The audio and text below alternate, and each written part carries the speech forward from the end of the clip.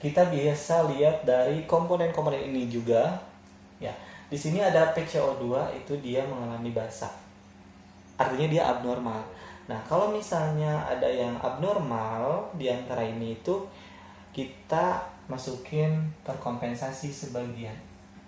Kalau tidak terkompensasi gimana? Nilai ini harus normal. Misalnya dia 40, artinya dia normal. Ya. Terkompensasinya yaitu jawabannya tidak terkompensasi. Itu karena nilainya normal. Kalau terkompensasi penuh gimana?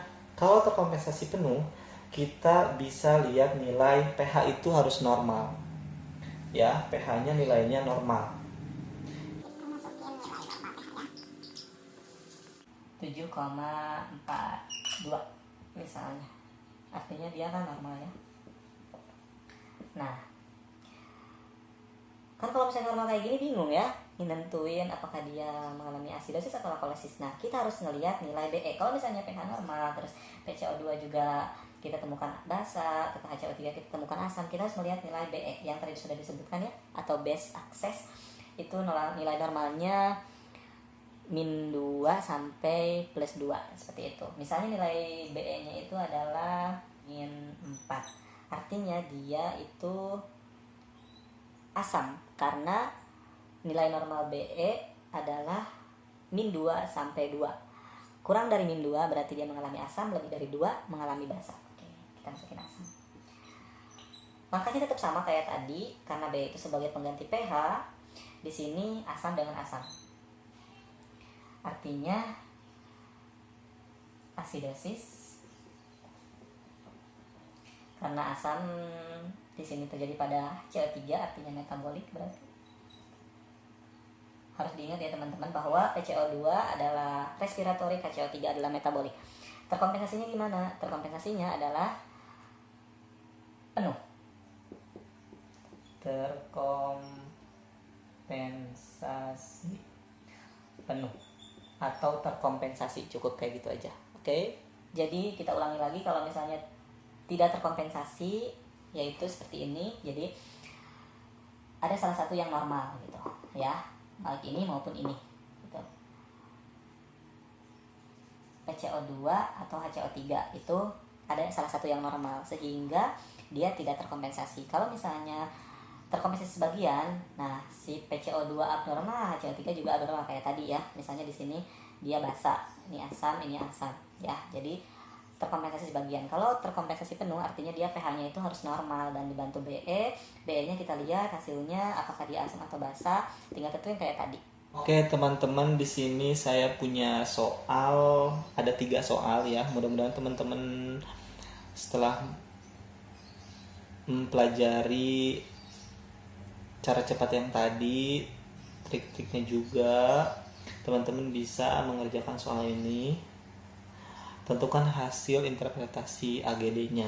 Di sini kita tahu bahwa pH yaitu 7,45, artinya dia mengalami basa karena dia lebih dari 7,45.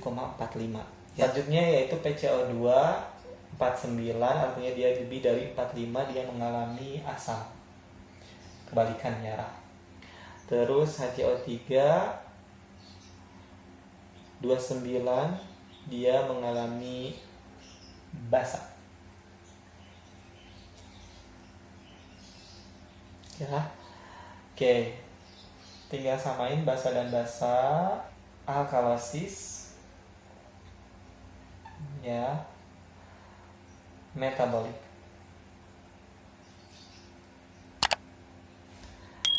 Terkompensasi sebagian. Ya, ada yang benar? Oke, lanjut kita nomor 2. pH-nya itu 7,32, artinya dia mengalami asam. PCO2 48, dia mengalami asam juga.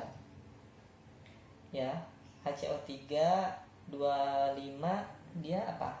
Normal ya? Normal. Karena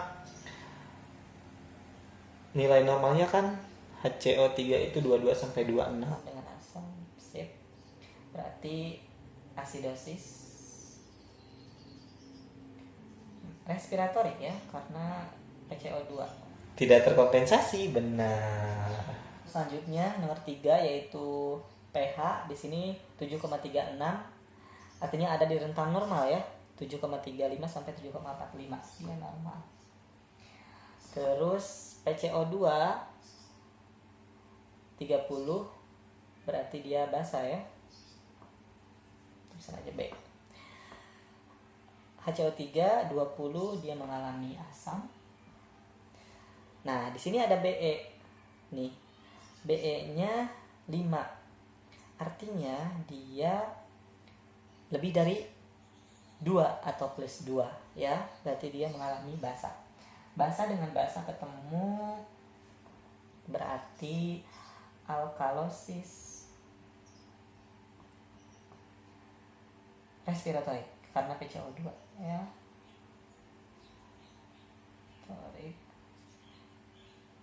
Terkompensasi penuh karena pH normal. Gimana teman-teman, benar tiga-tiganya? Oke teman-teman, untuk pembelajaran interpretasi AGD-nya sudah selesai. Mudah-mudahan teman-teman bisa memahami apa yang saya sampaikan. Terus kalau misalnya memang ada referensi lain yang memang tidak sesuai dengan apa yang saya sampaikan, silahkan juga untuk berbagi di kolom komentar, biar teman-teman yang menonton video ini dan belajar sama-sama, kita juga bisa saling berbagi seperti itu. Sampai ketemu lagi di video berikutnya. Bye.